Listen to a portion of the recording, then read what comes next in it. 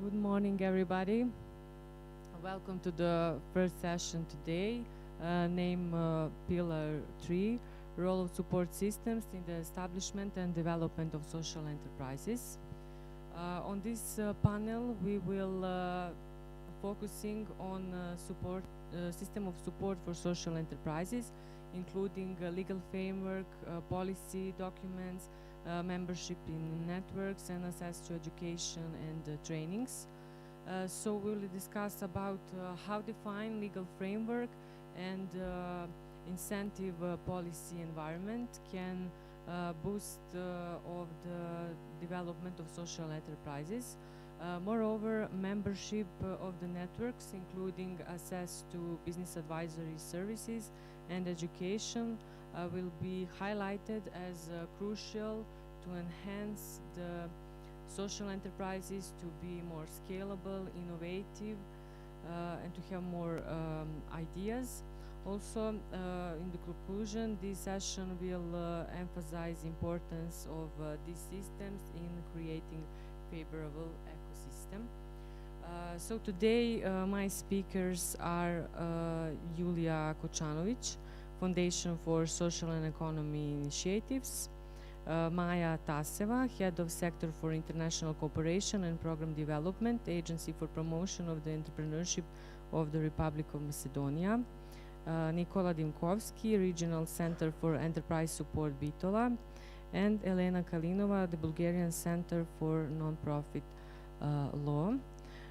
We will now start with the presentation of Julia Kocanovic, so please go on. Yeah, does it work? Yeah, it does. Yeah, hello everyone. Thank you for inviting me to participate at this conference and to this panel. As said, I work for the Foundation for Social and Economic Initiatives, which is a foundation, an NGO operating in Warsaw, Poland. That's okay.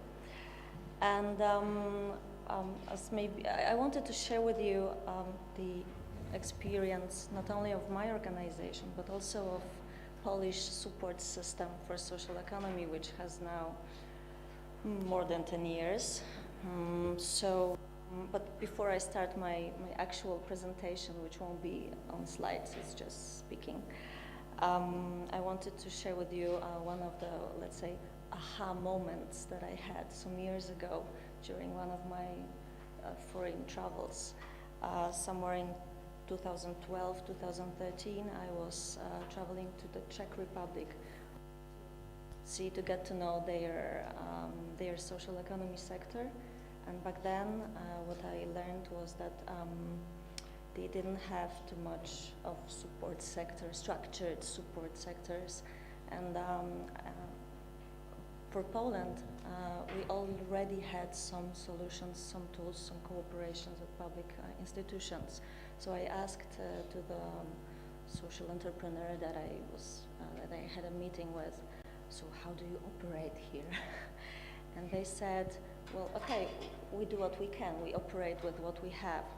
And that was the moment when I started to think, okay, so what is really important, what is needed in terms of support sector, support structure?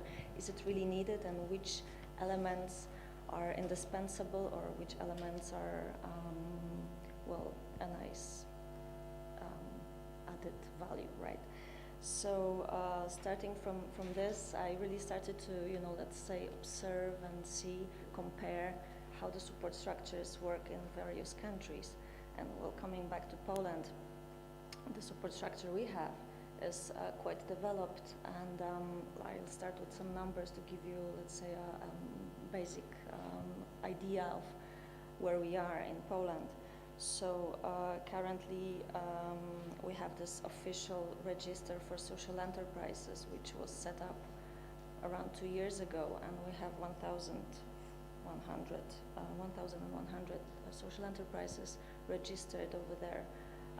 So this is the official number, and the social enterprises which are registered, they have access to many tools and solutions that are there that I will explain later.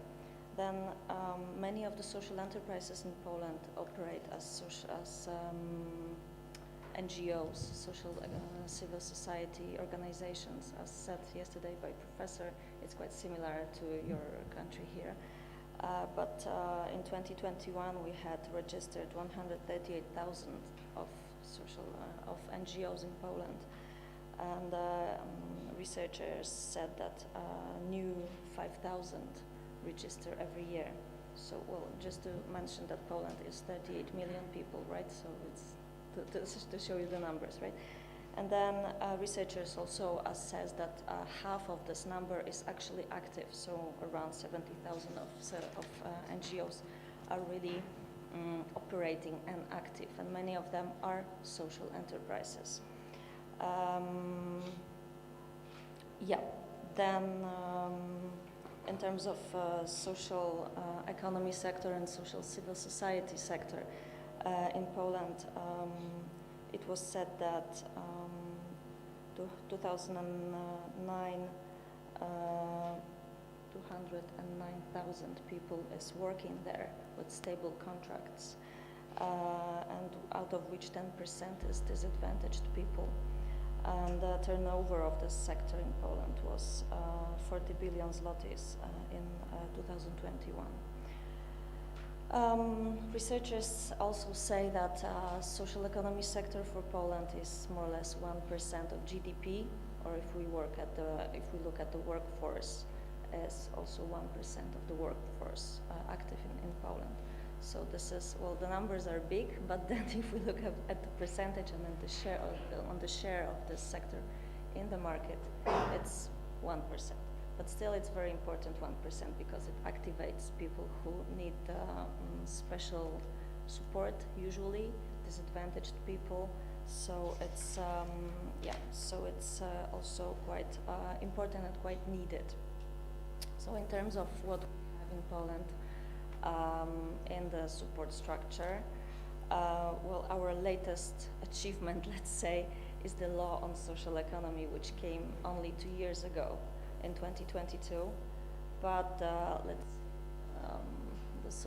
civil society sector started to speak about social economy around 20 years ago, when we already had access to pre-accession funds from the European Union, and the first activities of, like going abroad, looking for best practices, going abroad to inspire ourselves started. And all those almost 20 years, the social economy sector, which was emerging, let's say, was advocating for law for social economy, and we only were able to achieve not the best quality law, but still a law on social economy only 2 years ago, as I said. And what it brought to us, well, it somehow put in order what was already there on the market, let's say. So it brought a definition of what social economy is as a sector. Then it defined a social enterprise as a type of an entity, as a status, in fact, which one can acquire. Then it established a register, which I mentioned in the very beginning, which now is more than 1,000 entities. It has more than 1,000 entities in it. Then it also it didn't establish social economy support centers because they were already there since 2009. But the fact that they are put in the law makes them more important and makes them even more embedded in the support structure. So we currently have around 52 social economy support centers, which are distributed all over Poland.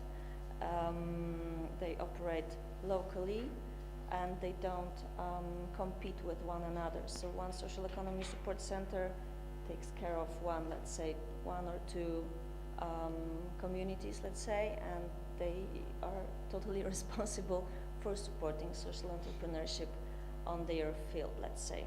So also this mentioned law let's say, makes them even more important and makes them really a part of the whole system, official system of the support. Then again, the law also mentions the rules for public procurement or the cooperation of public institutions with social enterprises. So it's very comprehensive on one hand, and also we have other laws, obviously, that somehow are connected with this one. This would be, for example, the law on the operation of NGOs, because many NGOs are social enterprises, and other laws that, for example, regulate the activity of WISEs, so work integration social enterprises. We have some types of them. I won't go into details. If you want to, you can reach out to me during the break, right? So this is about the law. This is the most recent one, and well, the whole sector was somehow waiting for it, and like a holy grail. But honestly, it didn't really bring too many changes because it just, let's say, established what we already had, thanks to the support of European Social Fund, which helped develop the support structures and social entrepreneurship in Poland from, as I said, from pre-accession fund, but really social economy support centers started operate in 2009. So they are like, you know, very experienced ones, and we also have a quite well-established structure of how they should be financed and how they should be organized. By the way, they are financed usually by European Social Fund, so it's still European Union support here. Then in terms of another legal documents or strategies, we have National Strategy for the Development of Social Economy. Right now it's valid until 2030. It was updated already 2 times. And it's more, you know, like operationalization of the law, and out of it we derive regional strategies for the development of social economy. We have 16 regions in Poland, and each regional institution which is responsible for social policy, they are responsible also to issue a regional strategy for the development of social economy. So what I want to say is that the social economy is already an official tool of the support for the people on the labor market, and it is an element of the policy, of social policy in Poland. Then if we detach from legal environment, let's say, what other tools do we have? We have had, I'm not sure if it operates right now, but we have had this solution of loans, low percentage of loans for social enterprises. It was organized by TISE, which is most commonly mixed with my organization, which is FISE in Poland. We are not the same organizations, but we were set up in the same year. So TISE is a financial institution which gives loans to social enterprises, and they are specialized in this activity, and they are, I think they're currently the only ones who really understand social economy and really are able to support social enterprises, not only by just, you know, signing agreement and giving the loan, but also by counseling somehow to their clients on how to manage the financial, their cash flow, and the whole process of also paying back the loan. Then I think that the Polish Ministry for Labor and Social Affairs, which is the ministry responsible for the support of social economy, they even have this Department of Social and Solidarity Economy. They are very progressive in terms of supporting social entrepreneurship in Poland. They also are initiators of some activities or projects which are usually funded by, again, ESF, European Social Fund, or governmental money. We've had a project to support social franchise, and really one solution of social franchise has been developed under this project and is operating, and they are social economy pubs which sell beer, craft beer, in various places in Poland, and at the same time employing people with mental disabilities. Then we've had a big program of recovery and resilience funds after COVID pandemia, and it supported very much social economy entities in various ways. Maybe we'll have time to go in details later. Then currently they are the ministry is cooperating with the sector organizations to create a kind of self organization network of social enterprises, because we don't have such thing. There is no network of social enterprises which would gather all organizations of this kind in Poland. Even my organization, we are not a network, we're a foundation, so like a single organization, we just support the sector on various levels. And then one super interesting thing and super inspiring for me, it's a grant program which is still running, so we don't know the outcome, but I ask you to keep your fingers crossed, because really we had this offer, we introduced the offer to the ministry and waiting for the results. It's a project for the Academy for Manager for Social Economy. So also including a solution of interim managers that could be active in social enterprises. So really like ideas of the ministry and the officials that are supposed to animate and support the whole infrastructure of social economy are really progressive in my opinion. Then we have private initiatives. What I've already mentioned, all of the activities were like state funded or ESF funded, but then we have also private initiatives, which could be the best social enterprise of the year competition, which this year has its 13th edition. It's a competition that is organized by my organization.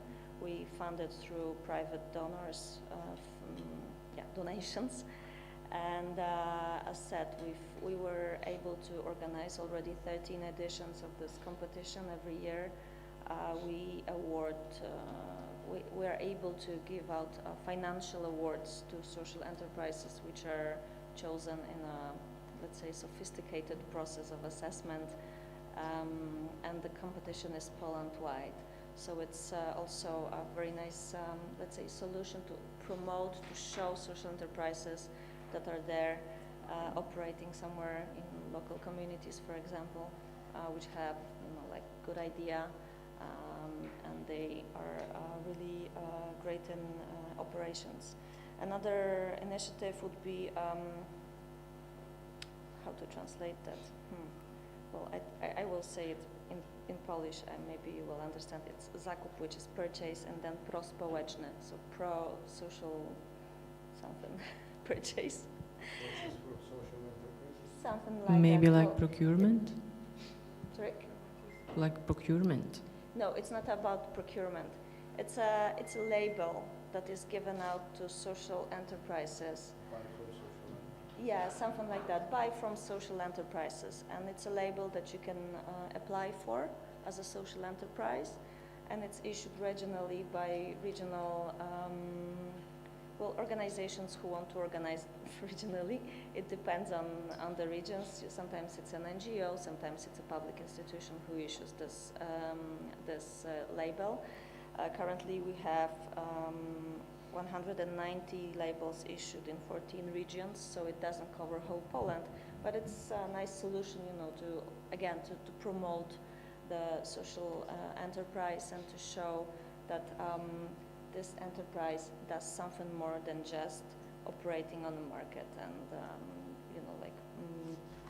making their incomes bigger.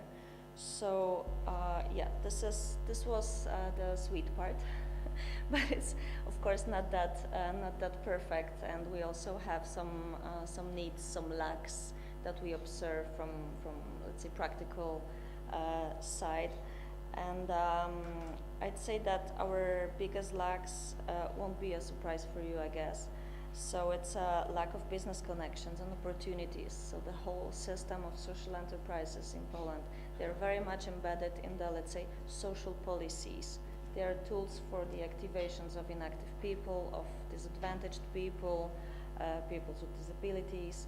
So it's very much a part of this, let's say, social policy, right? It's not a part of innovations, startups, business solutions, business-oriented solutions. They are usually not business-oriented, they are very much socially oriented. So I guess that is quite common almost everywhere, right? So also there is lack of, let's say, private funding, investment funds, this kind of solutions which would take social entrepreneurship to, let's say, another level of being successful businessman, let's say. Because social entrepreneurs, again, not a surprise, they are usually activists, NGO people, people who want to support others and not businessmen. They don't have such skills as, well, en masse, let's say, right? Then lack of educational solutions for leaders to make them more business oriented. There are some initiatives of this kind. Even my organization is a part of a big transnational partnership under Erasmus Plus solution, under which we are currently developing the training schemes, training solutions for managers and workers of social economy, but it's in the making, so we will be able to say something and to share something in 2 years. So lack of this tailor-made education for managers and practitioners. Then what was already mentioned yesterday, education on early stages. It is really really important to make the social economy visible, understandable for young people, so that they can think of social economy as a solution for them in the future. There are some initiatives of this kind, but it's not systemic, and it's fragmented, I'd say. So from time to time we have some initiatives of this kind, but it's not that, for example, social economy would be a part of a learning curriculum in primary or secondary school, where you have we have this lessons of business, right? So this topic could be included there, but it's not. And lack of access to finance that I've already mentioned, and education about how to manage the finance, how to work with money, let's say. And let's say funny, not funny story would be about the award winner of our competition that I've mentioned, the Best Social Enterprise of the Year competition. In the first edition, 13 years ago, the award-winning organization got the award, the cash, the money on their accounts. It was more than 10,000 euros back then, and it was quite, well, it was quite a sum for them. And they said that they kept the money for more a year on their accounts because they didn't know what to do with it. So it's also, like a lack of education with this regard, right? So I was also thinking about, on a more general level, how support systems should be organized or could be organized. And I had those thoughts of that they should, let's say, be more empowering instead of organizing everything for our clients. Be more, giving power to our clients, to social entrepreneurs, instead of treating them like children, let's say, in primary school, giving them all the solutions ready-made. So this is one thing. They should be comprehensive in terms of who offers the support. Some of the support should be public, I think. It works quite well in Poland, but some of it should be private or self-organized, because I think it's also it could provide various, let's say,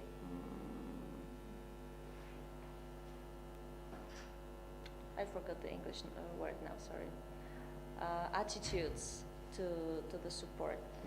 Then it should obviously encompass various tools like finance, like trainings, like networking and stuff like that. Well, quite obvious. Then it should indispensably include promotion and communication about social economy to raise the awareness and raise the visibility of social economy, because I'm not sure how it works in your countries, but for Poland, social economy is not like it's wide known term. It's not that people, everyday people on the street, you approach and you ask what is social economy, and they say, okay, it's this, this and that, and it operates here and there. So it doesn't work like that. So it's quite closed, let's say, bubble.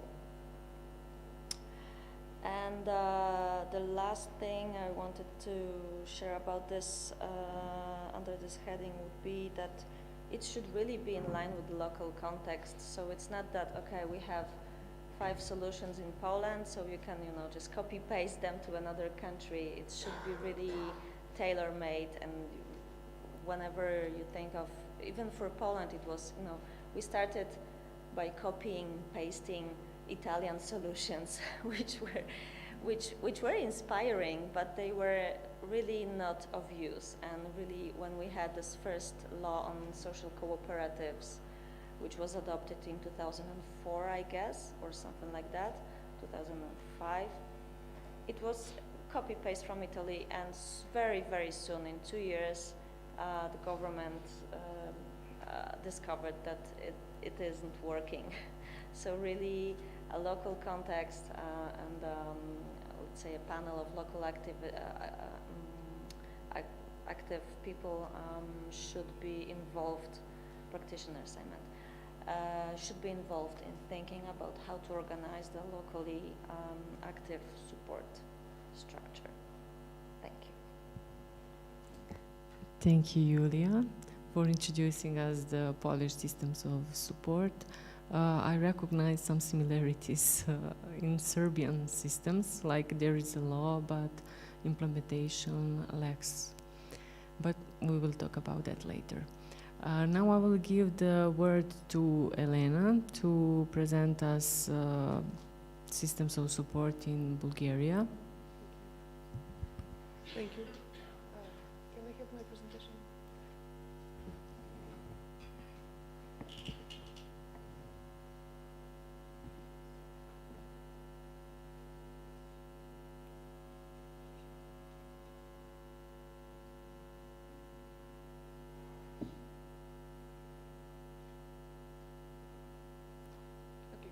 Thank you.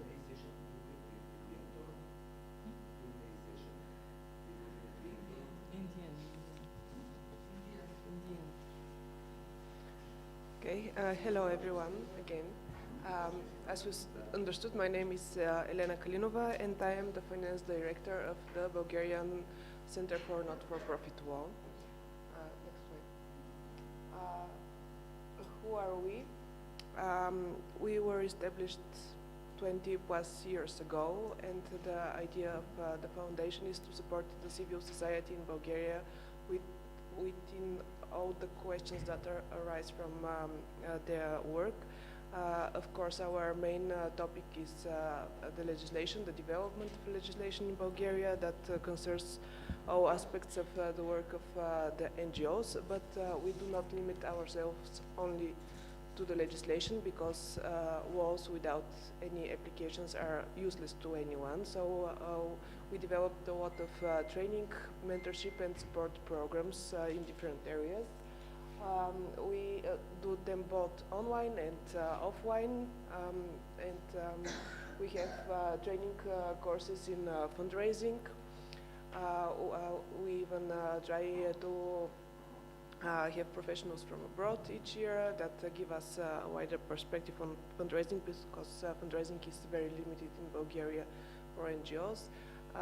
One of the programs that we are very proud of is our summer school for NGOs, where within a week we train professionals from NGOs with little experience on all topics, starting from legislation, finance, marketing, digital areas, media, presentations as well. We work with famous journalists and other famous experts on the topics. And of course our program for social entrepreneurship, for which I would explain later how we developed throughout the years, because we have several years of experience. And now I would like to give you an insight on what is happening with the social entrepreneurship legal environment in Bulgaria right now. The situation is as follows. We do have a law on social economy, and it was adopted at the end of 2018. And in this law, we do have a legal term for what the government considers social economy to be, and social enterprise. And the main topics that the Ministry of Labor wants to see from an enterprise to give the label social to it are the following. The enterprise must implement their activities through a methodology that the Ministry of Labor and Social Economy developed. So the ministries actually brought the ministry actually says if your activity is social or not. The social enterprise must have a profit of at least 7,500 level, which is around 3,850 euro. And the third requirement is that 30% of the employees must be from a target group. This is a problem because the ministry considers that a social environment is one that works with a certain target group, being people with disabilities, unemployed, people under 25 years or above 55 years that cannot find a job. They just limit the social economy to working with people, which is not our understanding for social economy. And there is a voluntary register, just as in your country. And once you apply for this register and you are allowed to be written in the register as an official social enterprise, each 3 years you have to renew your registration and to prove that you still can meet the above mentioned requirements. Okay, what is the actual situation with the law, however, is that it's not really supporting the social economy in the way it is now. Why? We see that in the National Statistical Institute, more than 2,000 enterprises self-declared them to be social enterprise. But for 6 years in this register, we have just 113 social enterprises up to this moment, and I must say that 2-3 months ago they were less than 60. The number raised because there is a European program that is about to open, and everybody expects that if they are not registered in the register as an official social enterprise, they will not be able to apply. So they do not apply in this register at the current moment because they want to, or they see the meaning. They apply because they expect to be required in order to get that. And what are the causes for this lack of interest for the registration, according to us? The causes are as follows. Not all social enterprises implement the methodology of the ministry. For example, we work a lot with a social enterprise that operates in environmental protection. What they do is that they do not hire people with disabilities, but they work with small farms.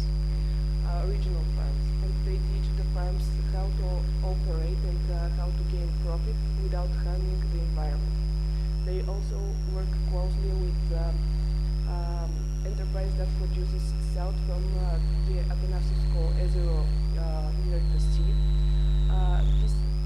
This lake is very important for the flora and the fauna in Bulgaria. It's unique for Europe as a whole, and through preserving the lake, we can preserve a lot of the unique flora and fauna in the region. They tell the story of the lake through the salt that is produced from there, and it's a very good storytelling for the nature and the preservation of nature in Bulgaria. So with our team to consider this a social enterprise because they have a social cause, but they can never register in the official register and never be labeled as such due to the fact that they do not meet the requirements of the methodology of the ministry.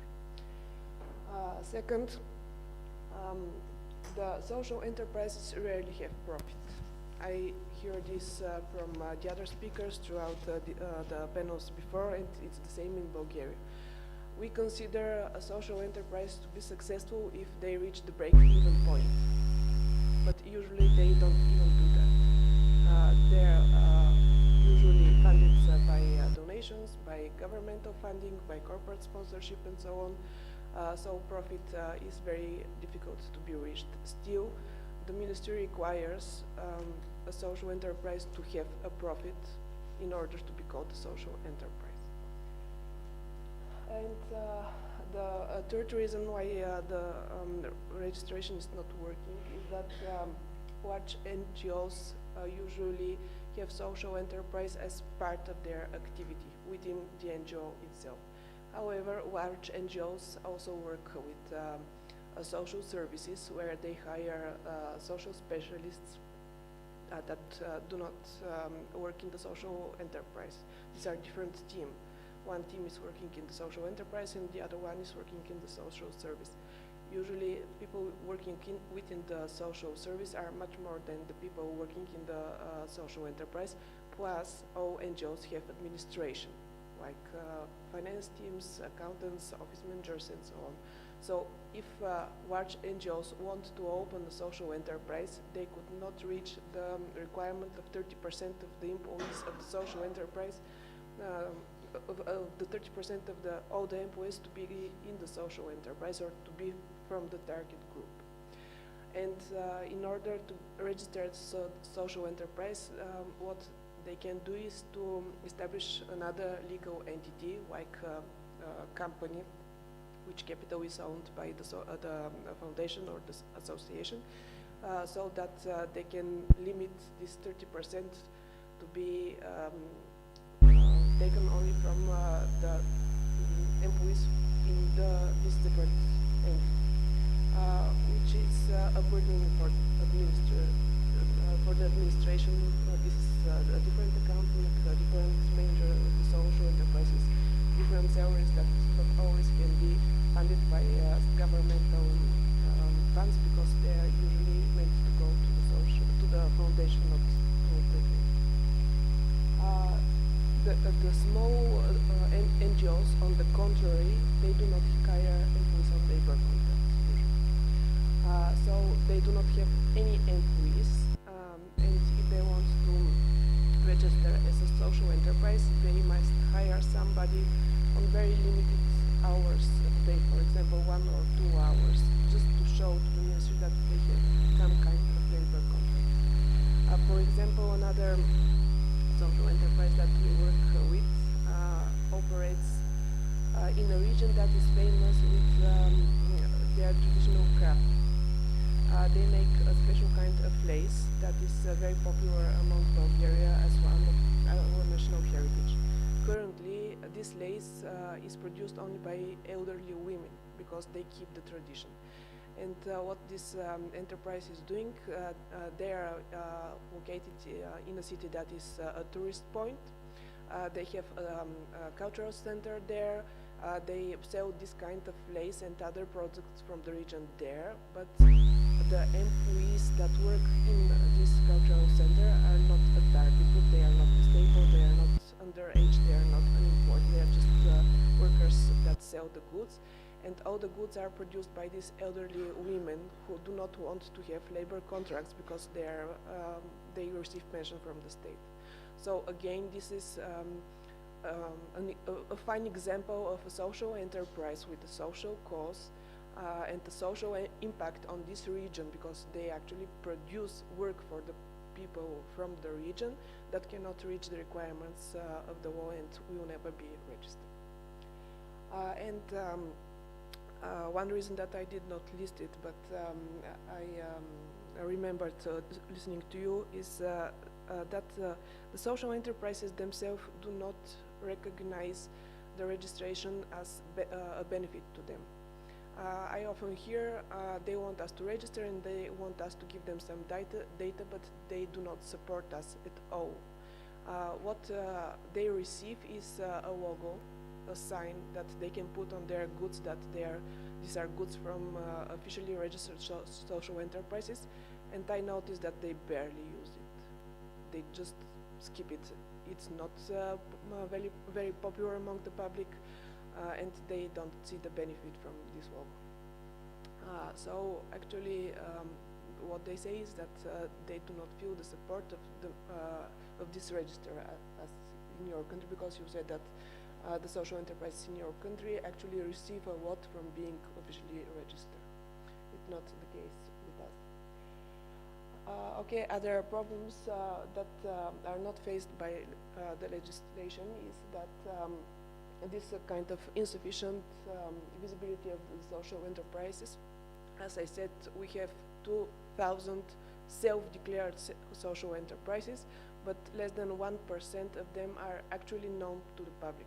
I work a lot with companies to promote the social enterprise and their goods, and usually I have to explain what the exact social enterprises I want to promote do, because they are not familiar.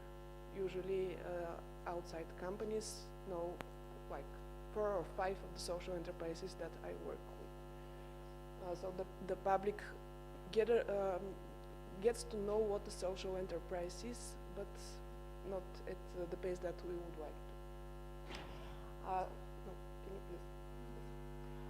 Also, there is a lack of adequate financing. We have some limited governmental funds, but we lack a lot of bank financing. And this is a lack that is in both ways. Both the banks do not recognize the social enterprises as something they can finance, and they do not know how to finance it. Because, for example, if the social enterprise is within the NGO, what the bank wants to see are the financial statements of the NGOs. But the financial statements of the NGOs do not show you the cash flow of the social enterprise, do not show you all these KPIs that usually the bank wants to see. The most simple example is, for example, how much cash do you have against your debt? Because when the NGOs received funding, it goes straightly to cash, and then it goes in the balance sheet straightly to financing for further periods. So you have a lot of cash, but it means nothing. It's not your cash. Unless, in the companies, it's not like that, of course. And the other problem is that the financing institutions that actually want to support financially social enterprises cannot reach them, and the social enterprises themselves do not want to take loans. They are afraid to them due to severe lack of financial capacity and knowledge. We worked with a company. It is a governmental funded initiatives that wanted to give loans especially to social enterprises, and they said, we have the money, please get us in contact with the social enterprises because nobody wants this money, and we are going to return them to the state. We did some efforts to promote them, and the result was just one social enterprise. The social enterprises themselves do not want to take loans. They rather prefer to finance them by grants. which is a huge problem because the governmental money ends at some point. And usually they are very much focused on financing salaries of the people working in the social enterprises. And for a year or 2 years, those people do have salaries. They receive regular money, they produce some goods, but if within this window they do not teach themselves how to sell their goods in order to achieve a sustainable income and to have at least as much income to finance the salaries that they finance now at this current moment through governmental financing. When the financing is over, they have to ditch out the people, and they are jobless, and this is not sustainable. So we do believe that governmental financial is a good start for NGOs, but then they must finance themselves either through own income or they must take loans, because when you have a loan that you have to return, you do everything within your power to achieve the income that you need to return the loan. So you self-educate yourself how to do the business, and you take all the opportunities to develop your company.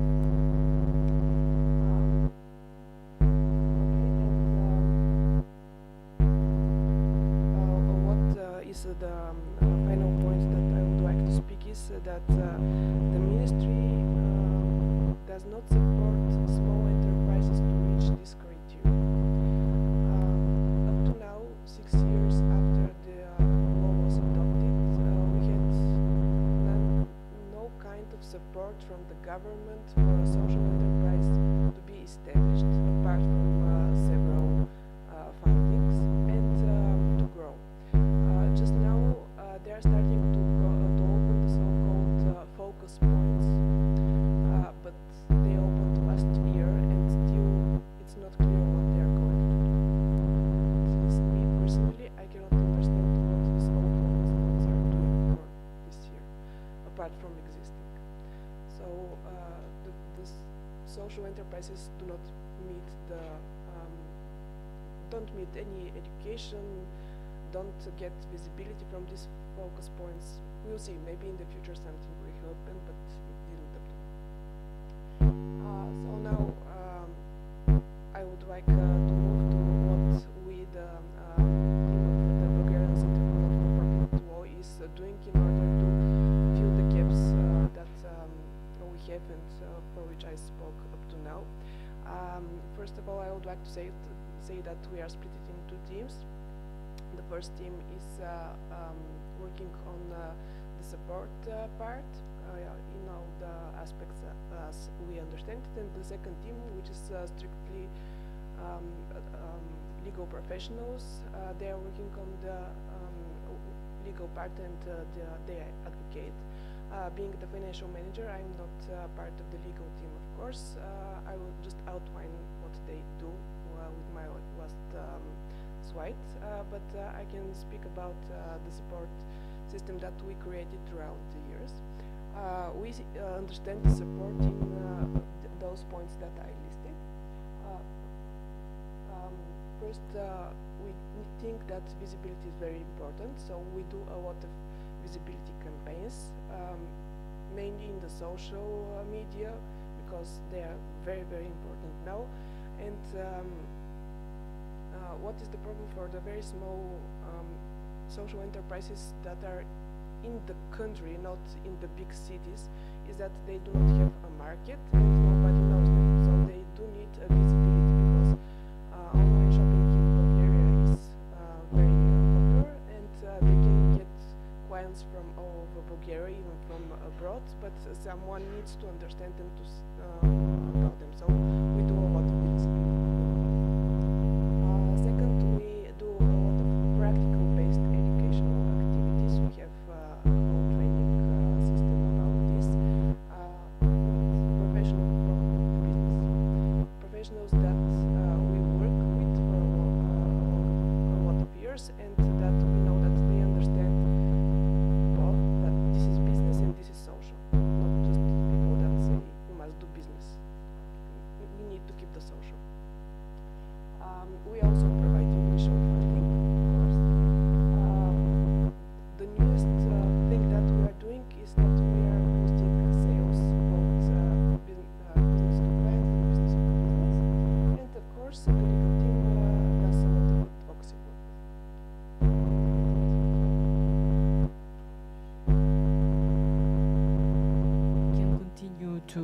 talk a little bit later about the other systems of support. As we saw in your both presentations, we have similar challenges here in Western Balkans and Poland, and now I would like to see a Macedonian perspective also. So I would ask Maya to present us how does the Agency for Promotion of Entrepreneurship in Macedonia support social enterprise development through international cooperation and program of development, and also what are some of the best practices in creating educational and mentoring programs for support of social enterprises.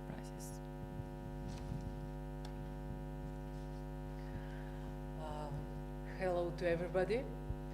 I am really very much excited being in Kruševo and being invited to come here as a guest speaker and to talk about our agency activities to support social entrepreneurship. Thank you very much, really, Biljana. I feel that somehow I should start my communication with you with explanation who we are. Maybe most of you haven't heard about our agency, and we are existing for more than 25 years, trying to support SME development in our country. And of course, we started with a donor-driven project in 1999. It's always like that. And I think that experience from this time is important even today, because we actually merged together funds and knowledge. So we were supported by the European Union funds, microcredit line, and to tell you the truth, the SME development in Macedonia started like that. Some of the private companies that we can see today started their businesses with not a big money. It was about 30,000 euros. It's what I want to say. It's not always about accessibility of grants or credits, but what we actually did is combining it with business support services. Unfortunately, like everywhere, changes constantly are happening. And in 2004, we became Agency for Promotion and Entrepreneurship, and the funds were given to the Macedonian Bank for Development. And they're still there, and I'm not sure that somebody is using those funds. We became an agency who is dealing with business support organizations, and we are a small group of people. We are only 8 people employed in the agency. But what we have as a strength is the institutional network of regional centers. They're our friends, they're our colleagues, and we sustain today because of our togetherness and working together on the SME support system development. Of course that we did a lot of mistakes, but we implemented the Japanese rule. Do it even wrong way, improve it with small steps, one by one. And here we have our regional project manager, Ms. Mivako Oikawa, and I'm very glad that she came today on this conference to support us, and also our representative from the regional center Bitola, Nikola San, to tell you the possibilities, how can we together cooperate and make improvements. So what we actually did, maybe what we did wrong to say and what we did right, let's speak about it maybe later. But we started in 2015, and we started with raising awareness about corporate social responsibility, and somewhere at the end, the social entrepreneurship. And then the European Union project came in 2017, and I became a member of the steering committee. And we found found out that this topic is very interesting. It's about development of social economy. It's about development of social enterprises. And we tried, let's try it this way. Let's make workshops on social entrepreneurship development. And until 2022, we had about more than 500 participants at those workshops.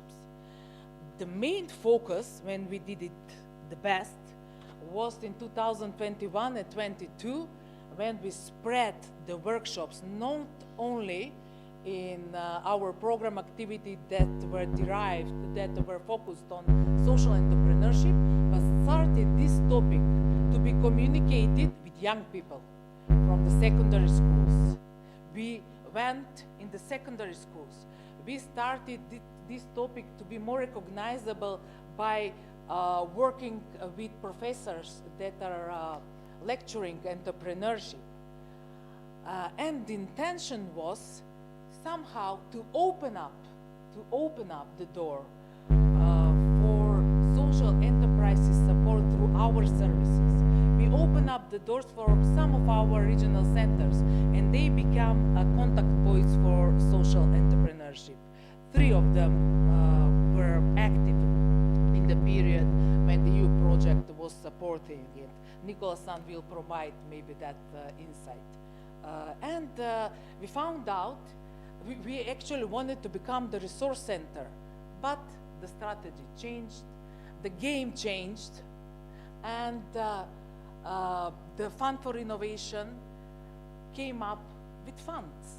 And they're more, people are more interested when you are providing funds and grants. And what is missing, let's work together and to make an impact in our societies. We, from the state side, NGOs and enterprises together, we can make an impact. Because what we did, when we saw that the stage is very much crowded, we went out, we withdrew. Because we didn't want to compete with the Fund for Innovation, we could not be a competitor to them. So what we thought that we can sell to the Ministry of Labor and Social Affairs and to the Ministry of Economy is the standardized mentoring service. Why it is important for social enterprises as well? Because it provides a sustainability of businesses. Maybe you have heard about self-employment project. I think there were some measures tackling social enterprises. But I think that it was not so successful, because you can open up an enterprise, and probably the problem came up when you need to be sustainable.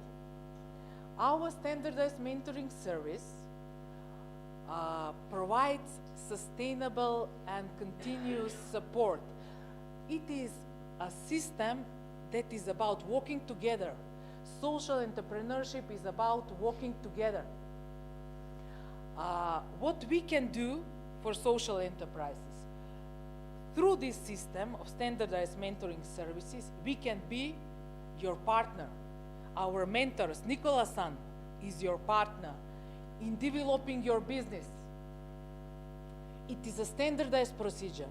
He is working with you to find out what is crucial at the moment, and for that crucial thing to develop an action plan, but together with you, not alone, somewhere in some office, sitting in some office, but together with you, and to support you in the implementation of those services.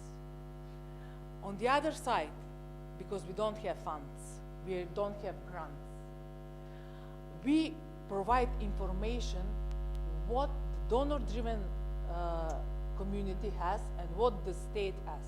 We have a fund for innovation, so we can support you in approaching to the Fund for Innovation. We can support you in approaching to the Ministry of Economy, because they have a lot of public calls also, tackling different target groups, or donor-driven community also. So mentoring as a system is somehow connecting all the other activities from the side of the government and from the side of the donor community. This is how we can help social enterprises to sustain, to be more sustainable. And it's always about business, and it's always about profit. You must make profit to be self-sustainable on our market. And I think that we will come to that point. What I would like to say that what is very much important. I am working in this field for more than 25 years.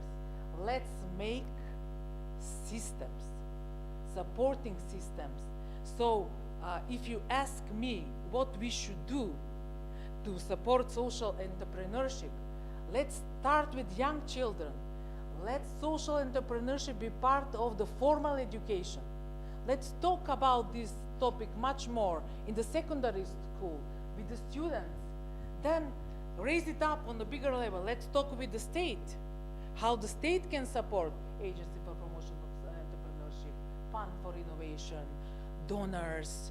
But we must be much more active in order to force the government to put funds and to put knowledge that it's much more important in order to become a real social economy. This is the same thing what we are trying to implement in our country. It is very hard. It is very hard. Because the system what we are trying to implement after 25 years of operating. So it's a process, it's a cultivating entrepreneurial spirit.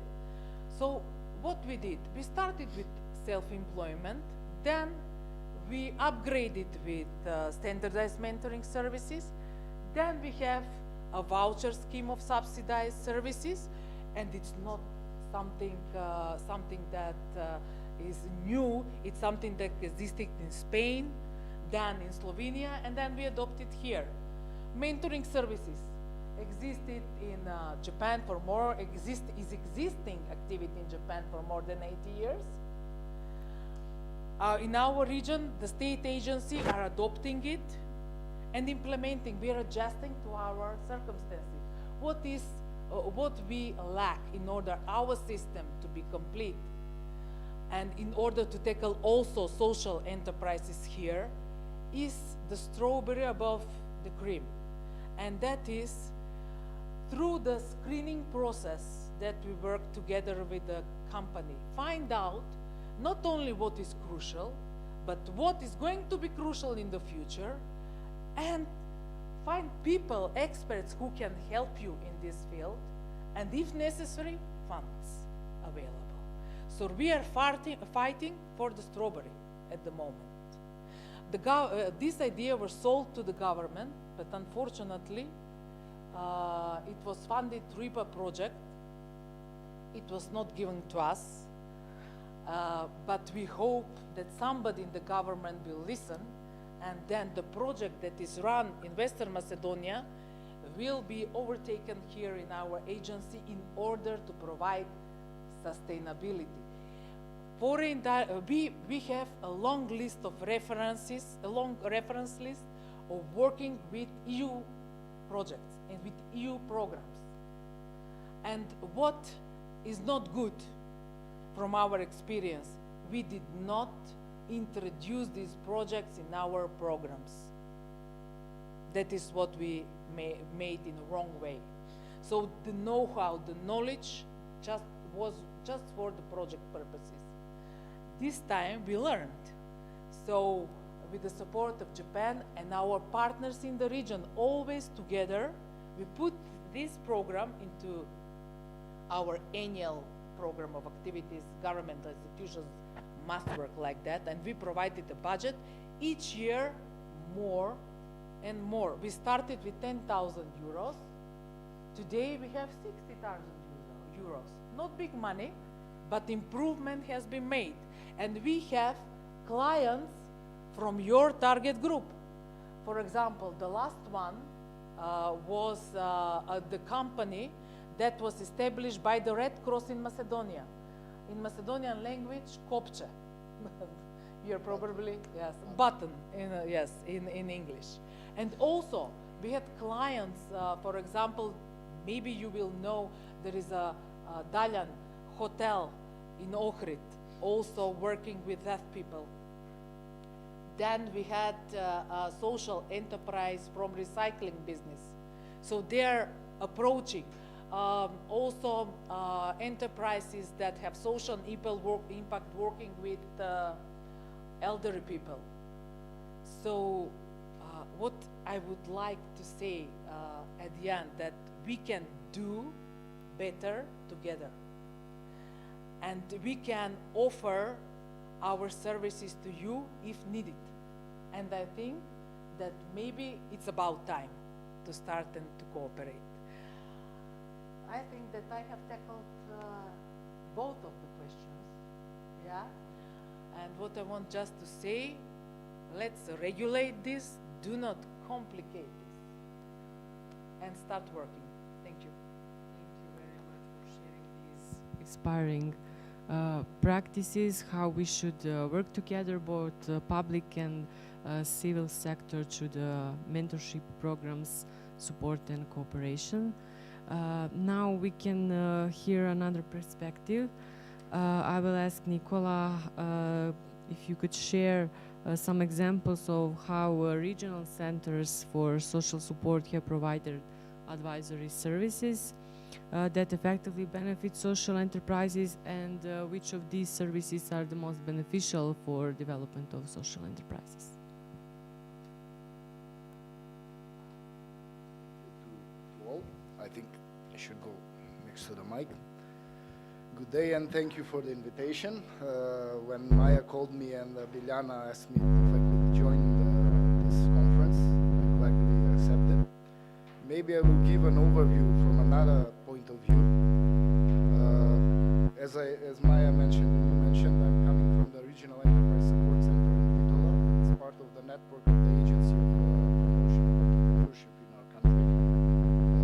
We have established regions in every region, but as an external advisor. But actually, I'm working for the Regional Chamber of Commerce in Bitola for the past 20 years. So I have a point of sight from the business perspective and from also the startup, innovation, and the social entrepreneurship perspective. So at first, we should explain actually what the term social enterprise is to the public, to the business in general, because they don't understand it. When we speak about social, we immediately think about welfare, about social policies, benefits, grant schemes. That is not business-like.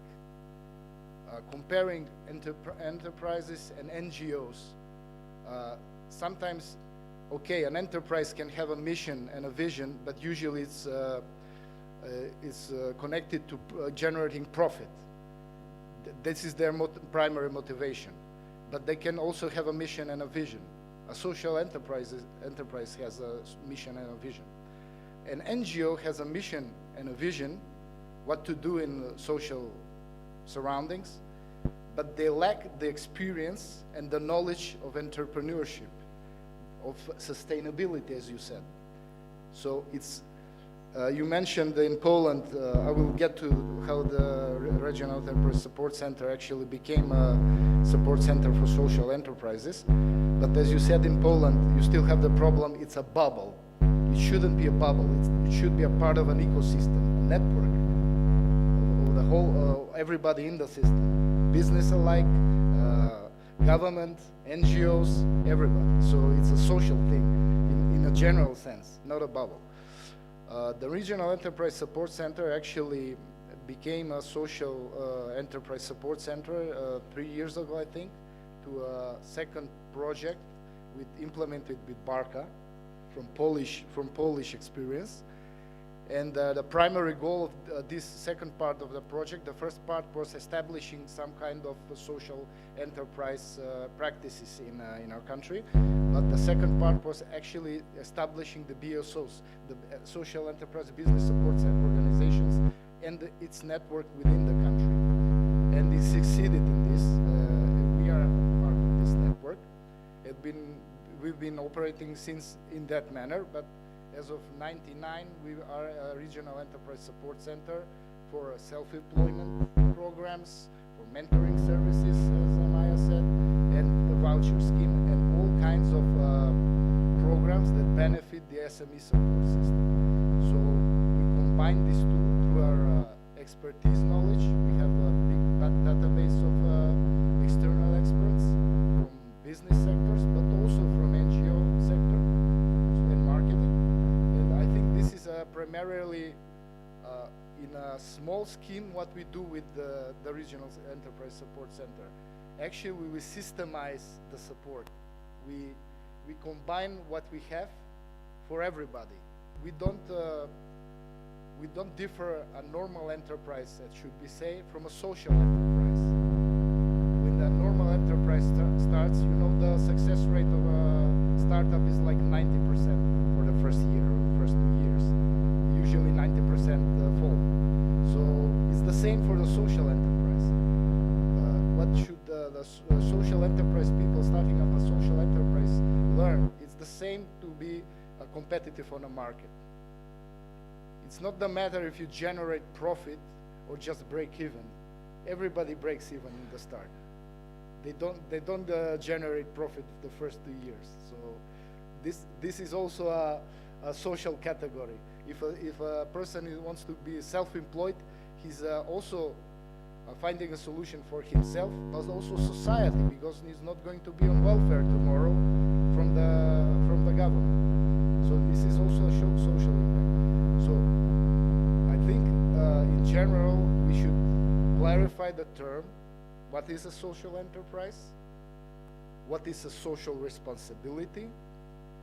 What are the benefits of social economy compared to the business sector lacks this knowledge actually. When you approach a businessman, mostly, there are exceptions, when you approach a businessman about the opportunity to fund a social enterprise, he will think immediately of welfare, of just grant for a scheme that won't be sustainable in the future, just for a project.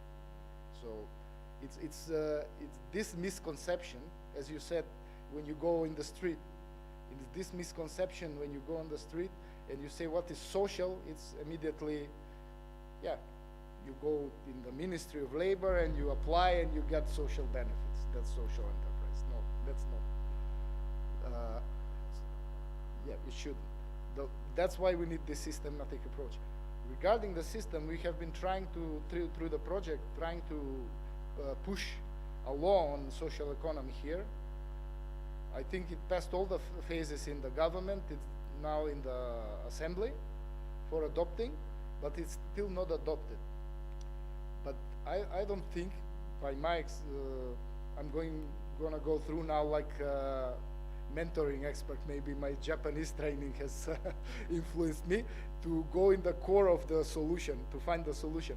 Maybe that shouldn't stop us, because as we said, NGOs can have economic activity and these social enterprises, but also nobody stops you of registering a normal company, a startup, and have a mission and a vision and complement it with a social benefit of some sort, and be a normal liability company, limited liability company that generates profit, but actually reinvests the profit. I've been to a couple of panels previously in the past, and we've organized a couple of social enterprise fairs. We had forums like this and shared experience. For example, in Greece, there's a legislative solution that you can register a non-profit company. It's not an NGO, it's a non-profit company. It's a company that actually you register and you don't distribute profit. By law, you're obliged to reinvest this profit. And if you have a mission and a vision that serves the social surrounding, actually that's a social enterprise. So maybe with a little transformation in our enterprise law, registration of enterprises, we could have such a company. We shouldn't have big solutions, maybe in the future. until we like tailor make it for ourselves, this law on social economy. But at the moment, maybe this is a better solution for the problem, because NGOs, as I mentioned, and as you said, sometimes lack employees, sometimes they lack resources, lack knowledge about sustainability, because usually for an NGO you want to solve something, act locally but solve it globally. You're not thinking about the long run, if the NGO is going to be sustainable or not. You're going by your gut mostly. So the main thing is treat social enterprises like they're enterprises, not like NGOs, because they're in a tough competitive market, and they will need support. Yes, of course, we need support for those social enterprises, but as we do for startups. So the support system, what we have, actually we can use for both. We also made a registry through this project. I think a small number of NGOs or some companies actually registered on the regional level, about 10, maybe about 50 or 60 nationally. And the thing is, there's no incentive on people on making it from both sides, and from the government side and from the startups themselves, to register in some sort of a social entity, social enterprise. There's no incentive in the value that's being added to society. This is the main issue. This is the main target that we should resolve. As I said, mentoring is coming to me, so I'm not looking at the formality of things, but at the core of things. What we understand in our society is to be beneficial for our society to grow. This is the main idea. Businesses are what drives the economy and drives the society. It's the first part that we should it's a first part of society that we should introduce them to social responsibility, environment, governance, that they need to be responsible, and social economy. This is the key element. Government also depends on economy. So what the economy does actually translates to government law, to legislative. As you said, through Poland, you already had this established system, now you formalized it within laws and stuff like that. So this is the experience. We sent a lot of, I think about 4 mayors from our region were in Poland on study visits. We had some success with one social enterprise in actually in Resen, in Prespa. The mayor actually gave them a booth. They're artisan working with copper and traditional souvenirs, for example. At the same time, people with disability, but they're trying to make it on the market as sellers of high quality artwork. They're not trying to be just to get money for being disabled. So actually they're trying, so it's very motivating when you speak to them. So we had organized pitching sessions for them. They actually got loans, not just loans, grants from the business sector. And also we had a company here in Bitola that we got through a pitching session that opened up a small pizza shop. They had a coffee shop, they opened up a small pizza shop because actually the owner previously went to Italy and was working in a pizza place, and actually he brought all that knowledge from Italy but couldn't put value on it. And we provided assistance in getting the right equipment through actually business donors who bought the ovens for them.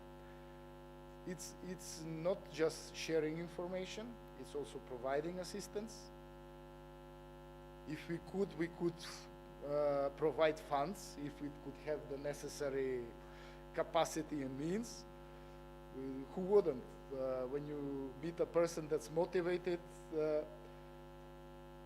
even if you approach business angels organizations, maybe that's another step that social enterprises could think about, because the IT sector is very knowledgeable in this area, and share experience from this practices. How actually should a social enterprise approach business angel networks? So, because actually it is a business. It needs to be a viable business in order to be stable and to grow, and to fulfill its mission and its vision. That's it for me. Thanks. For sharing the insights from the mentorship perspective and giving the good examples. Now I will open the discussion with the public, so now you can ask the questions to the speakers. Hello, I have a question maybe for all the panels. So where I'm from, the education and the healthcare are provided for free. Sorry, because I had to write the question. Are provided for free and everyone has access regardless of their income. But given the challenge of funding these services, do you think social enterprises can play a role in improving or sustaining these systems, or should these services be always fully by the government? Yeah, I can say it again. So I'm from Kosovo, and education, the healthcare are for free for everyone. But do you think a social enterprise can do something in it, or this should be covered always by the government?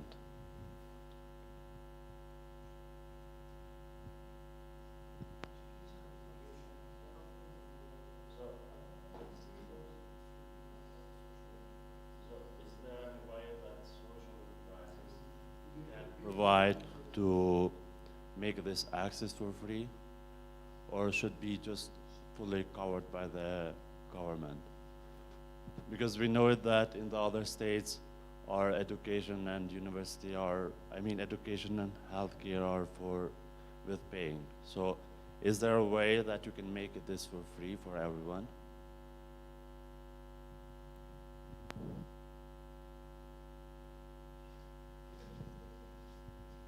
In order to make it free, you have to have resources. So who will provide the resources for the social enterprise to make it free? Yeah, so the government again. So it's not government, it's all the people, right? Okay. Because when we Government is buy a something, representative. there are also included taxes, and by those taxes, the university and the healthcare are provided for free. So we as a student, we don't have to pay for the university, and when we go to hospital, we don't have to pay for the service. So I think this is the best way that Somebody other pays. Somebody states- pays. No, somebody pays. The employees usually pay. It's deducted from the monthly pay. So it's partly but for actually health the and money that it goes, the money as it comes, right? So it should be something that we as a student, we don't have to pay for the university. The university should be for free. But in the my other case states, exactly the same. I studied here in the university in Bitola. It was for free. But actually, you know who paid for my studies? My father, because he was working. Through but taxes. this is So the double. It's not free again, if you see it. I think this is a double payment. So you pay by taxes and you pay by direct way, right? Okay. But in Kosovo, we pay just by taxes. So can you guys do something just to pay by taxes and not to pay by direct way? As we said, most of the education here, also in Macedonia, it's primary, secondary school is free. So Yeah, primary and secondary school are free, but also university. the government universities. But in university, you have to free, pay but the some price. small fees. Thank you. We have here. Practically in Macedonia, there is this kind of good practice. Government is paying social enterprises that provides social services for vulnerable groups. Yes, the government paying these social enterprises, and they are providing service to these marginalized groups for free. So it's some kind of maybe model that the young men strive for. Yes, maybe this model could work in education. For example, government to pay some educational centers to provide training, mentorship, and other activities for free to social enterprises.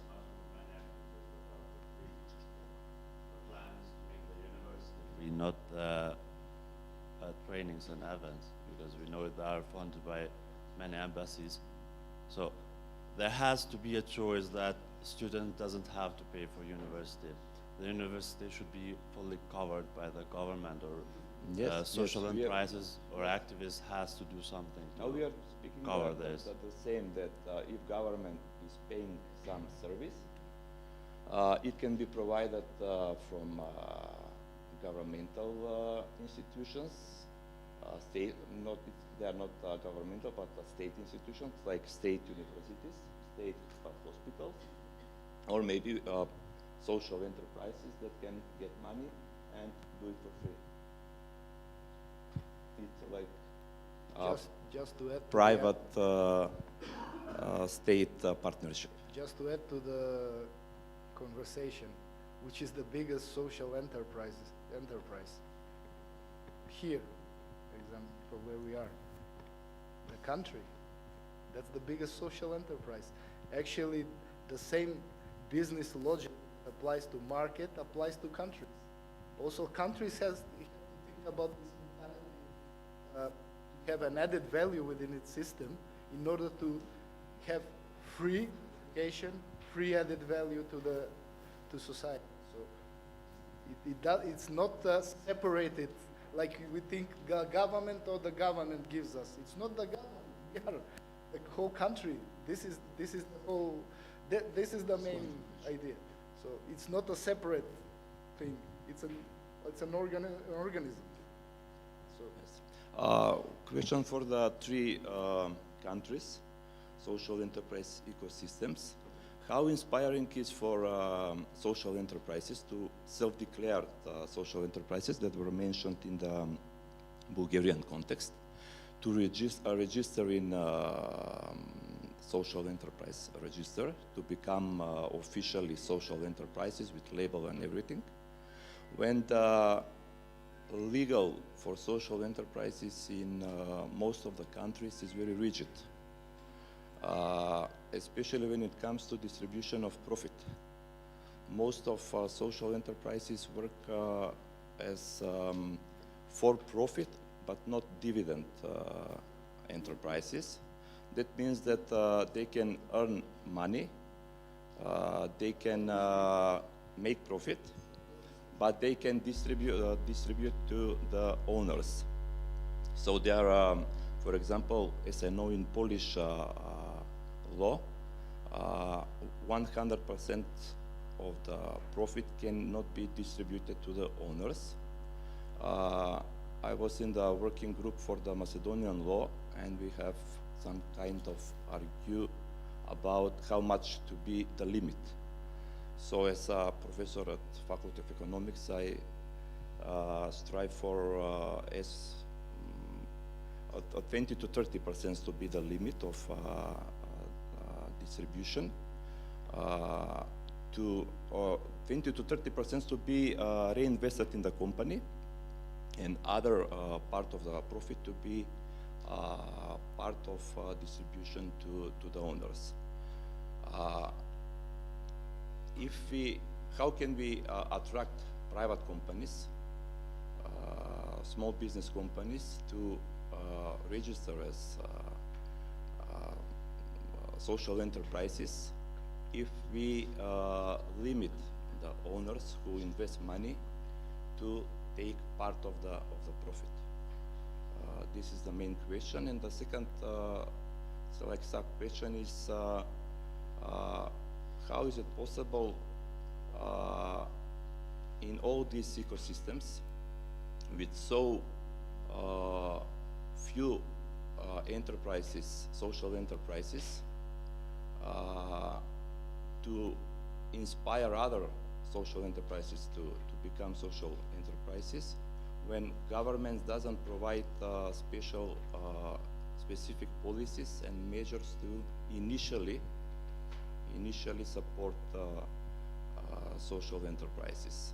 Then they should be financially sustainable, I agree about that, but if we don't know who are the social enterprises in the country, and they are not inspired to register in the register of social companies, how can government provide measures to support them in this sense?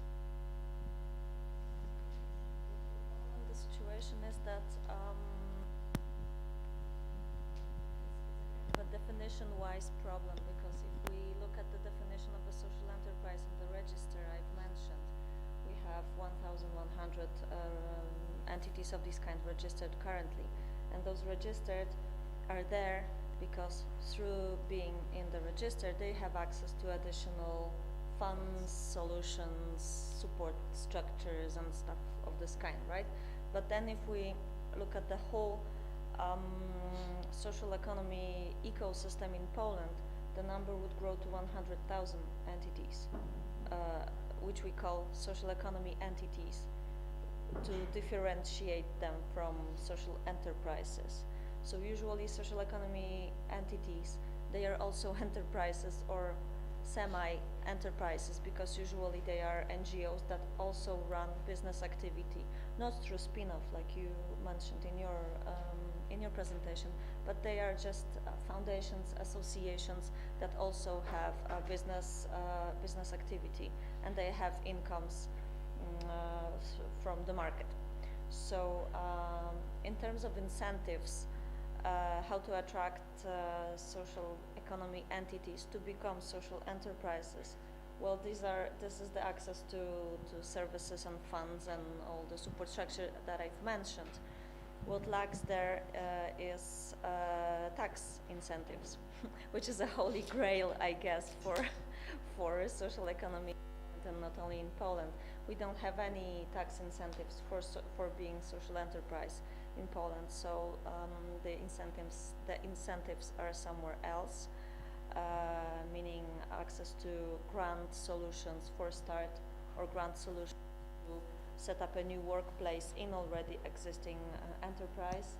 These services are done through social economy support centers, the network I've mentioned, that we have 50-something entities of this kind in covering all Poland. So yeah, this is about attracting social enterprises to being in the register. And what comes to your first question, from my perspective, I'd say that it's almost impossible, realistically speaking, to attract, let's say, conventional business, normal business as we call it, to become social enterprise, because the motivation is somewhere else. People who set up a social enterprise set up a social enterprise in the first place because they want to solve a social problem. They want to respond to a need, solve a problem, employ people, work with the environment, and whatever social we can put there. And conventional businesses, they are usually set up to, like make more profit, right? Multiply the profit. So honestly, I haven't heard about the shift. I think it's a misconception that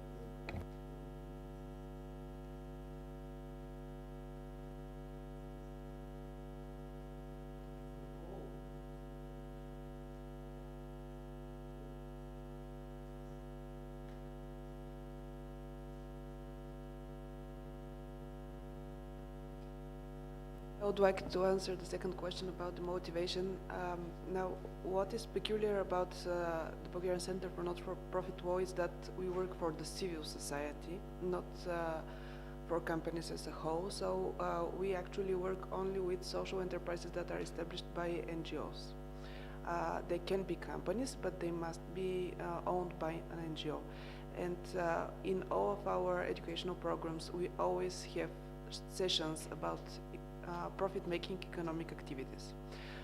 So we do want to encourage NGOs to make profit-making economic activities along with the non-profit. And we do see the results from this because in the program for training and funding social enterprises, each year we have at least 12 new trained social enterprises. Some years we have more if we have a lot of good candidates. And for example, this year more than 40 NGOs applied with the idea. So we had to cut a lot of them because we accepted only 13. So we see the urge from the NGOs to have social enterprises. They do want to do it. They just need to know how, and they need a support afterwards. And it's the support afterwards that is actually the very difficult thing, not having the idea and wanting to implement it. What we do afterwards to support them to exist and to be sustainable is that after they finish this program, 3 of them receive funding, but we do still want to work with the rest. Nevertheless, if you received funding from us or not, if you went through this program, you can enter the second phase of the support system, which is the actual sales. We have an online site, it's called Dar Bazar, most of you will understand it, where we sell goods from all the social enterprises that we work with throughout the whole country. So we eliminate the regional clients. You can sell all over the country. We have a shop that is situated in the heart of the capital of Bulgaria, where you can see actually the goods of the social enterprises, not just see them online, but actually see them. And what is very important for our team that works in the shop is that we all the time tell the story of the social enterprise, and we promote them to the public. We also work with several of the biggest online retailers in Bulgaria, and they have companies in which they sell the goods of the social enterprises for free. They do not take their share of the profit, and thus we reach really a lot of people that neither see our website nor the websites of the social enterprises, neither will come to the shop. And what we do is that we also sell business to business, which is the real booster for the social enterprise, because if they can produce 10 plates for the shop, if they want to sell business to business, they have to produce 100 plates. And this was actually the accelerator in our program, the actual production, because they have to plan the production in time, and the actual business. So it's not really having the idea and motivating them to implement the idea. It's the implementation itself that they need support.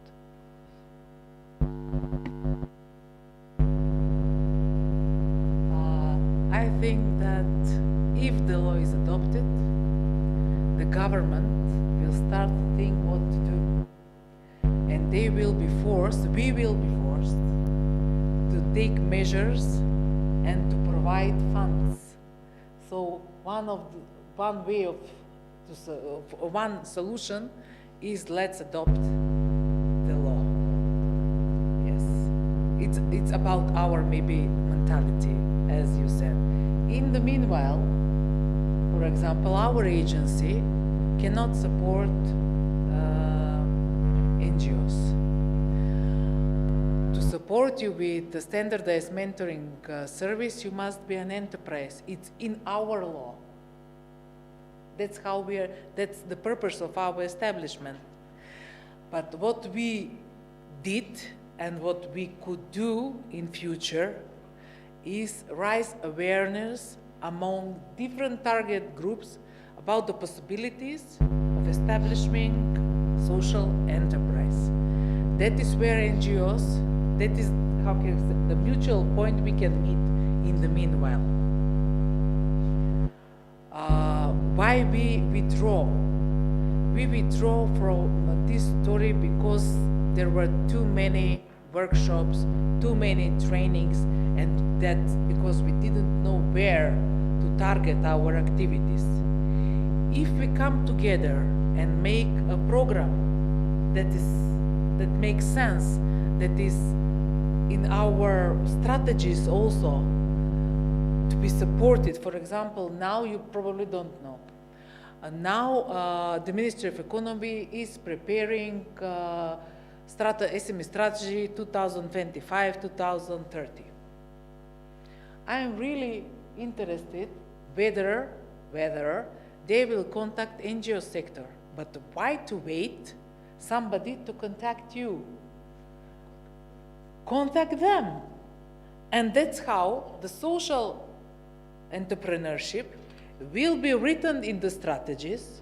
And when written in the strategies, you can call upon it and you can say, okay, we need this and that. If it is not in the strategy, the government will stay aside. Thank you.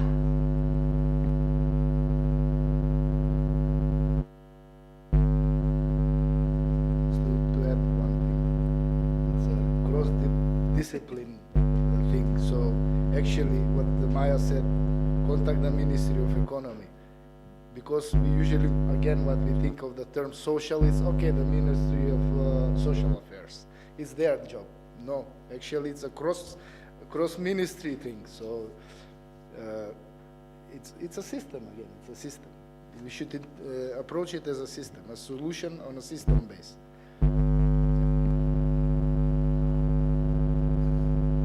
In order to contact the Ministry of Economy, they should have internet in the ministry and open mail addresses and answer the emails, but they are not receiving their emails because they have problem with their website. And I asked, and I called them 3 times they to be part of your session, and one person who I don't know who is the person answered to me, Miljana, we have problem. We are not. I called them on regular phone, the Minister of, like a citizen of Republic of North Macedonia. Where I to contact you in order you to answer on my mail? That was my question. It's a regular question. And how they are making the strategy for small and social enterprises without mail addresses and without websites? You understand me what I'm saying? Even if we want to contact them, I approach to them on the same way as I approach to you. In the same way as I approach to the fund for the innovation, and I approach to the Ministry of Social Affairs the same way. From the ministry, we didn't receive answer, but because I know that they have internal element now in dividing the sectors, because we have new ministry now, maybe we can find some justification. But do not have mail addresses. Maybe I called on the phones. I don't know other ways. In Kruševo here, we are using Gulabi for communication. I don't want, you are very kind with us. You arrive here, you connect us with other people. I'm speaking now concretely for Maya. And I don't want you to understand me like direct message, but it's impossible to contact Ministry of Economy. I'm telling you for 1 week before, 10 days before. However, my question was other story. The question for Poland and question for our speakers. Firstly, for Poland, you said that you have some competition. I wrote like this, that is financially supported, or the fund maybe inside the competition, from the companies. In North Macedonia, we are struggling to sensibilize the companies in order to have this kind of support measure strategies. Of course, companies should have interest, but maybe you have some advices towards us how we to approach to the companies, not to be only donations, but let's do something in partnership. We don't need budget for salary of Biljana Stojčevska. We need budget for continuation of this story, what we are doing here. And question to both representatives of our institutions. We also want to be partner with you for European projects. Not only for European projects, but for different, what is the procedure? How, for example, NGO like Youth Alliance, Khrushchev, we are here different NGOs, how we can, I know also the capacities of the institutions are not big, also our capacity is not big, but in order we to have sustainable story for the young people, we should be in partnership with institutions. What is your advice? What is your strategy for these formal partnerships? Okay. Thank you very much.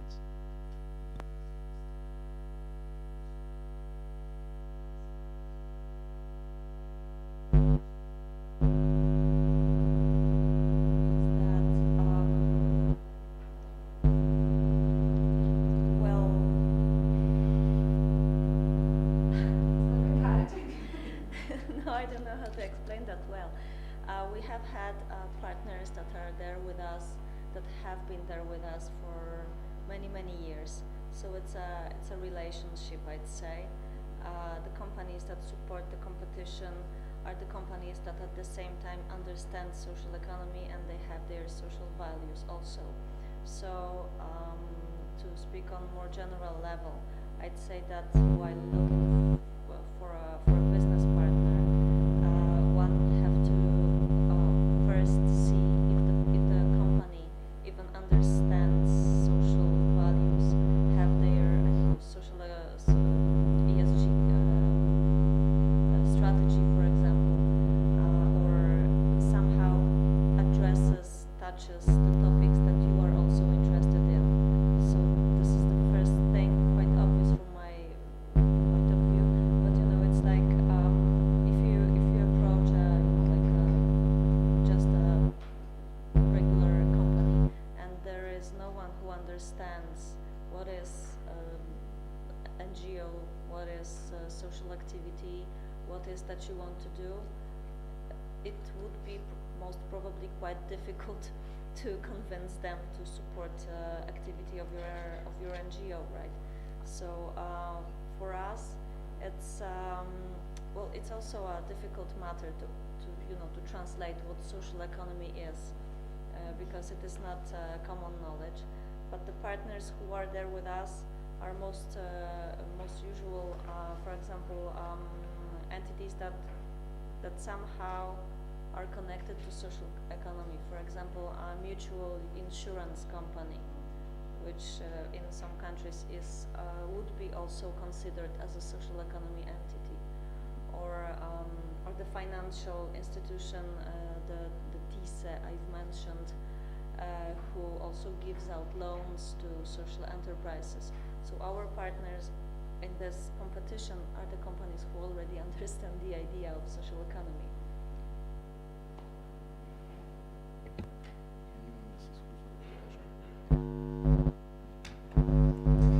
Regarding this experience about competition, because I mentioned I'm coming from the Chamber of Commerce, we as an establishment actually were one of the founders of the business incubator in Bitova in 2008. So one of the activities of the business incubator, now it's closed, not to mention that it's no longer active, but it was active about 10 years. One of the activities was actually business plan competition in this part.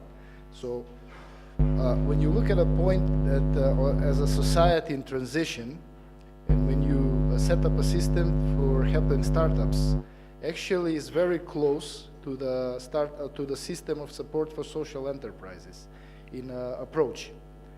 So this is something that we have experience in. Just the terminology, as I said, maybe a little bit of more information should be spread. And I think it's a solution that a lot of companies will be attracted to, they're not always governed by profit. Large companies are mostly governed by social status. When there is a big corporation, for example, actually it's more important to the corporation on how they are, what their position is in society, not just how much profit they generate year by year. That's the goal, but for the profit. Okay, the owners work for that. But actually, they will not generate profit next year if they have smudge on their reputation, for example. So this is, for example, Mlekara Bitola. It's a very social responsible company.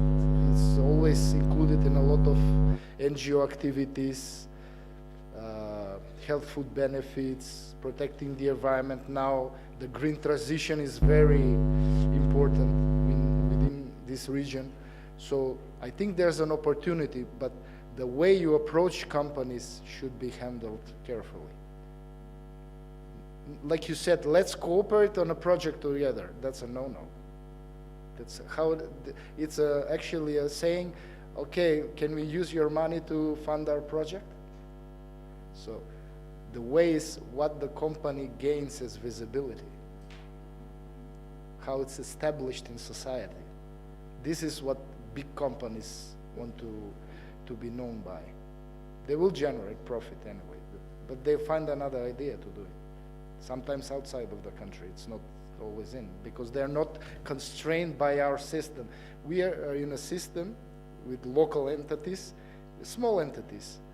When you go outside, you will see it's a big wilderness, but big companies have grasp to this. They don't just need the small system here. They may be grown out of our system. As I said, what their visibility is, the approach on how to get to them is the key. So, say something from the Bulgarian point of view. Driving to the hotel, we had the radio on, and we heard an announcement about this gathering here. And it was quite a long one. We are all very surprised that they gave you really a lot of time on the radio. So I suppose you have some good connections with the radio in this case. But in connection with this, I wanted to tell you a story from Bulgaria. There is an international organization that is called Reach for Change. I don't know if you heard them. And for a very long time, they had a branch in Bulgaria. I believe it's a Swedish one, but I'm not really sure. And they partnered with one of the biggest Bulgarian TV stations, and they made the competition for social entrepreneurs like a reality show. And it was a very popular one. It was called The Change. They picked several social enterprises each year, and they made the whole show about them, what they wanted to do. And actually the public of the television voted for the winner.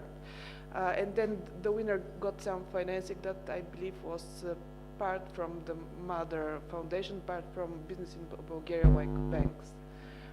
They also got training and so on, like normal social enterprises. But one year, one of the winners was an organization that was dealing with the problems of deaf people that don't hear.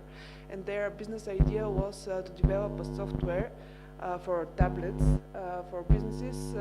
If they have such a client, they can point to the tablet and they can do all the work that they need. For example, signing a contract for communication services for telephones through this tablet. They can communicate with the people in this way without knowing the sign language.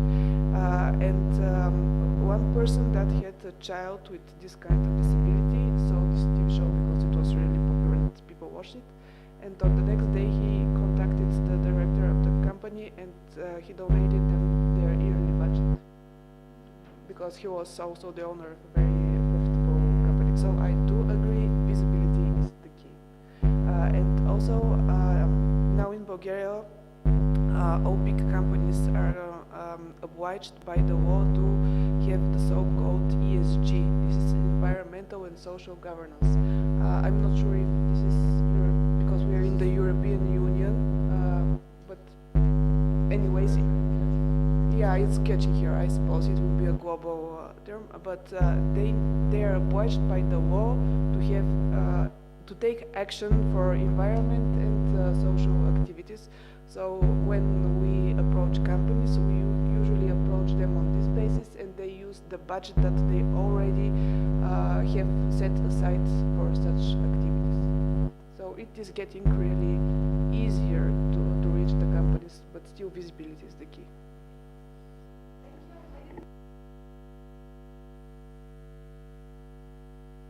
Thank you very much. If we don't have any more questions,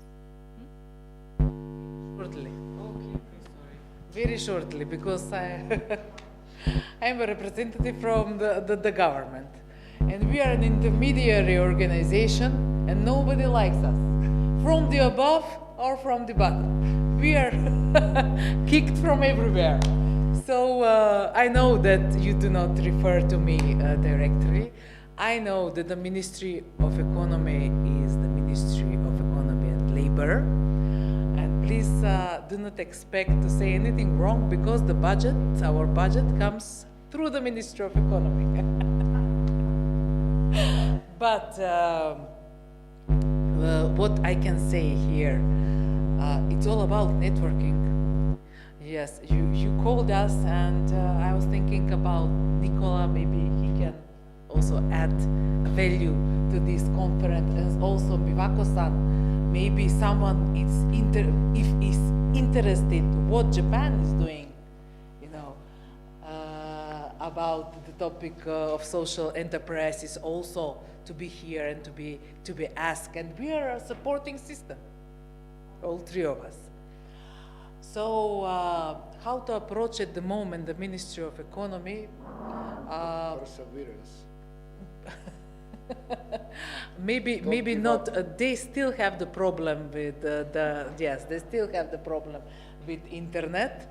But maybe we can use this opportunity, and maybe my network also, to connect you somehow with the people who are working on the SME strategy. The professor is also involved in the development of the SME strategy, and there are some consultants, you know, the consulting sector. And there is a professor from the mechanical engineering faculty who is the responsible guy, so we can make the connection. I don't know whether social entrepreneurship is mentioned somewhere within the strategy. They are preparing the strategy, but I'm not sure. I don't know whether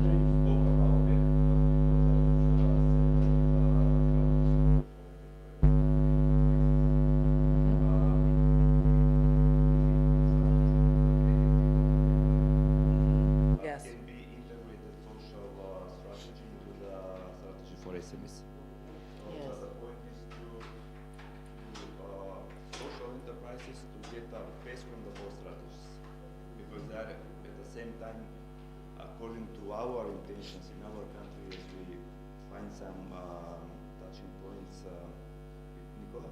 Yeah. Yes, that we should strive to attract private companies to become social enterprises, to register as social enterprises, because I would rename all social enterprises as social impact enterprises. If we give this name of social enterprises, we will get social enterprise 2.0 version. It's more modern and more comprehensive version of old understood social enterprise, as says Nicola, social enterprises for social services and welfare. Let's make it complementary. It's good when you are everywhere, you know, positioned, I think. So we can make a contact. And about the projects. Yes. Of course that we are open for project. Everybody wants project. Everybody. It's a good approach, you know. So how do we function? Because human resource in our agency is limited. We are only two working on international cooperation. And so what we do, we try to find a project where all aspects are gathered in the project, to be international, to have institutional capacity building and development of certain programs. It can be development of program for social entrepreneurship, for example. But what we need is a program and a call. So when there is a program and a call, but 6 months earlier, maybe even earlier than that, we should sit on table and find mutual interest to cooperate. It's normal, like we are doing in every other project. That is the way. Do we have more questions?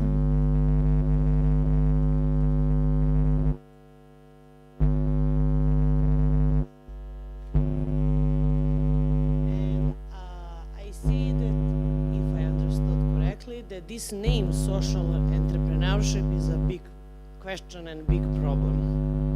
Especially with young people, they don't understand, and you said immediately you connect to grants and free funds. But what do you think about to change this name? I know that in Serbia, I heard that some people are talking to change it to Solidary Enterprise. What do you think? Does it have sense for you? Social impact enterprise is the best. Oh, okay, for you this is the best solution. Yeah. Oh, okay. Social sustainable, yeah.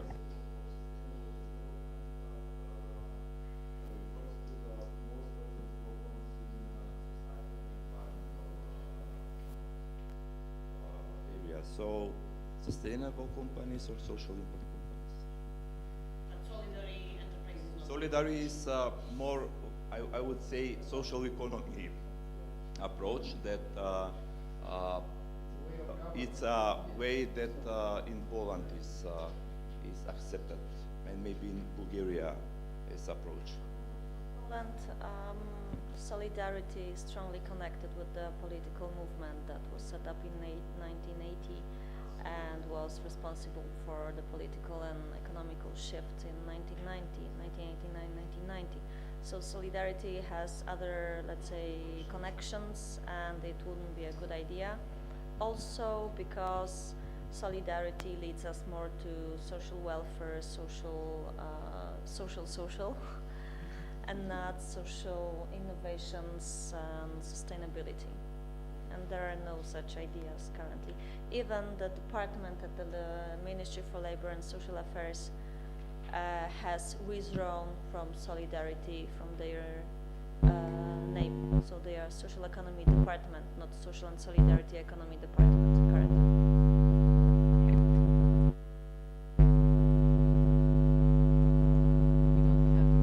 Any questions? We can now finish our sessions.